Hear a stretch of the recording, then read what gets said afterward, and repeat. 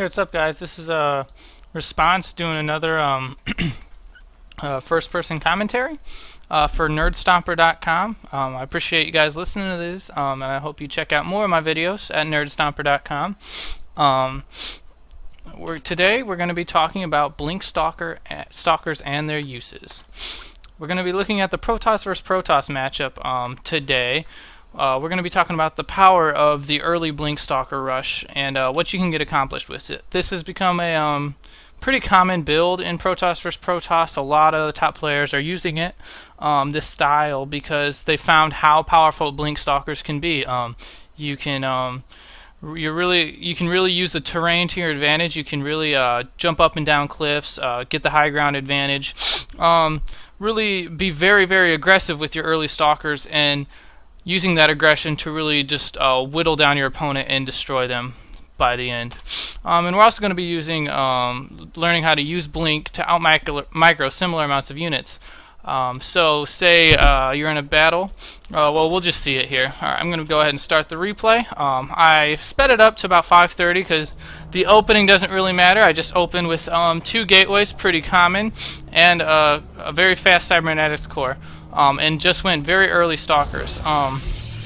My opponent, on the other hand, did open for a similar build, 3 gateways and the early warp gate technology, so we're pretty much on even footing here. I did open with a pretty low economic build, so I could get out more Stalkers early, and that was because I was planning on getting this Blink Stalker ability very, very quickly. So I do have a few less probes than him. If you look at the probe count, I actually have 3 less probes than him because I've been cutting probes to get out more Stalkers.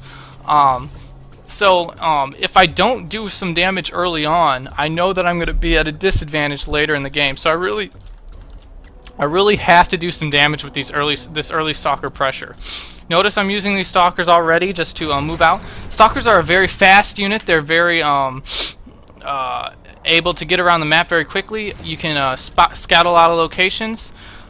Basically, they're the fastest unit this early in the game, Protoss vs. Protoss, and you can be very aggressive with them. And that's why this build is so strong. You can just be very, very aggressive. You can go out on the field. A lot of situations you can be like, you have to be worried about getting surrounded or something if you moved out with different types of armies, say Zealots. But if you only have Stalkers, there's not anything in Protoss vs. Protoss, at least, that he's really going to be able to catch up to you with, especially once you get that Blink ability, which I already have that Chrono boosted, and it's almost finished here. Alright, now I do start engaging the destructible rocks. Let's just talk about this battle for a second. I do start engaging these destructible rocks just to try to break them down, because I am going for like a 3 warp gate Stalker plus Blink style. So I want to break down these rocks as soon as possible and try to bum rush my way up there. But this is really smart by him. He brings his units to come and deflect mine. If you look at the unit station right now, I have 8 Stalkers. That's it. He has 5 Zealots, 5 Stalkers, and 1 Sentry. So pretty common unit composition. He's higher in supply than I am, though, because he has a lot of Zealots. But the problem with these Zealots is they're just not as fast as the Stalkers, so with good micro, I can just run backwards and snipe them one at a time, while he's forced to just keep chasing me. If he had a few more Sentries, this would be a little scarier, because then he could force field around. But as is, I'm in a pretty fine position here. I do end up losing 1 Stalker there, though. That was kind of careless on my part. I have this Zelnaga Watchtower, so that really helps me get a good idea of what he has coming, if he has any reinforcements coming, that kind of thing. Also have the high ground advantage and a pylon here, so I am warping in reinforcements. I'm able to warp them in right on the field. So this is really helping me here. If I didn't have these reinforcements coming, I would have to run all the way back to my base. But since I do have 3 warp gates all finishing at the same time, I can just warp in 3 units at a time, and that's a really nice advantage because he has to come all the way from his base. The other thing I will note is my Blink is almost done. If my Blink wasn't done, I probably wouldn't have warped these Stalkers up here, because that would kind of be suicide for them. I might have warped them down here, or just warped them back in my base and retreated.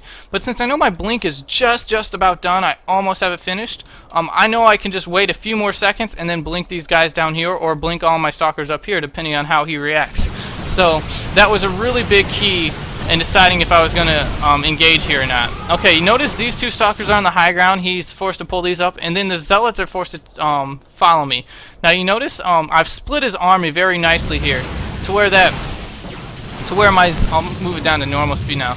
To where his Zealots, I'm just kind of kiting away while I just keep warping in units up here to deal with his Stalkers. This is a very micro-intensive situation, and Blink just finished here now, right to save my Stalkers. And you notice now I can just use the high ground. His Zealots were all going to come surround my Stalkers up there. Now he's trying to snipe my pylon. I just blink back up. I've pretty much just dismantled his army little by little with proper micro and using blink effectively.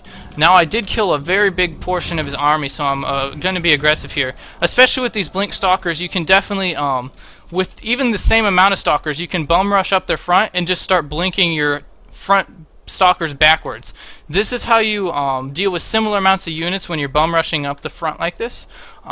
You just kind of attack forward, and then once you start engaging, the ones that are taking the most damage, you just blink back to the back. It's as easy as that. It's a little micro intensive, but it can really be very effective if you pull it off properly. So now I'm going to be coming up here again. I'm not afraid at all, and I just blink all my Stalkers up the high ground so I can get a nice one Stalker kill very quickly. And he does, I mean, he still has a pretty good force here. He could be warping in 3 more Stalkers. I'm not sure why he's not. He's able to warp them in, I believe at least. And I mean, I only have, let's see what the unit count is. I have 12 Stalkers to his 5 Stalkers and 1 mortal. So I mean, he's not completely dead. But I'm forced to, if you just micro this properly, and every time he targets one of the Stalkers to pull it back here, like I just pull that one back, I pull that one back. And you can really just destroy their army compared to yours. It makes your Stalkers so much more cost effective against similar amounts of Stalkers just by that simple blink micro. Alright, so that's going to be it for this replay. I hope I explained that well enough, and I hope you enjoyed the replay. If you have any questions or comments, please feel free to leave me a message on Nerdstomper. I'm also going to be starting a blog here very shortly on nerdstomper.com. So I hope you guys check that out as well. Thanks. You guys have a good one.